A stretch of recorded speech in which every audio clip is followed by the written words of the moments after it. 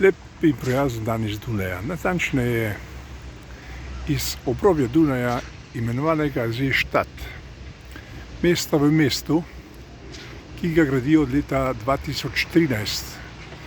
In na tem področju naj bi zgradili, ali pa so delno že zgradili, preko 11.000 stanovanj.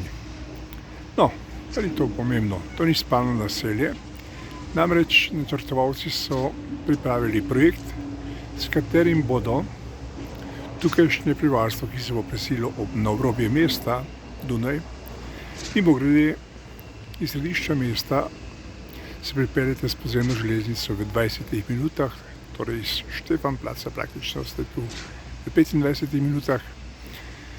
In tukaj vidite že naselje, ki je zgrajeno, in tukaj spodaj, po nas ni bilo bližno eno leto, so že uredili ta del, ki mu pravijo umetno jezero, ki je namenjeno seveda prebivalstvu, ki živi tukaj v teh stolpičih in stolpnicah. V ozadju teh pa je umeščeno kar nekaj šol, vrtcev, predvsem pa so se tukaj nastanili, pod narekovajem, najeli svoje ali kupili svoje prostore podjetniki, ki se ukvarjajo z visokimi tehnologijami. Torej gre za mesto, ki bo zaposlovalo izobražene kadre in le spremljajoče kadre, ki bodo vzdrževali sistem mesta. No, tukaj vidite res en pristop, ki ga le obvladajo prava organizirana mesta, in za Dunaj to lahko mirno trdimo oziroma mirno rečemo.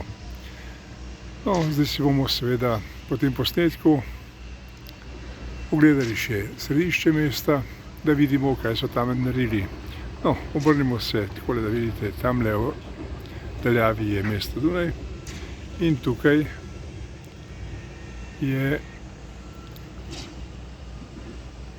že del naselja, ki ga gradijo, in v ozadju visokotehnološka podjetja, ki imajo svoje poslovne prostore na tem področju. No, to je bil kratek utrinek iz Seestadta leta 2021 in sicer z namenom, da vam že četrtič pokažemo, kako se razvija mesto v mestu od leta 2013 do leta 2021. Pravijo pa, da naj bi dokončali istega tamle leta 2025. Lepo se imejte in lep prijazen dan želimo, kjerkoli ste iz mesta v mestu Seestadta pri Dunaju. Cvine.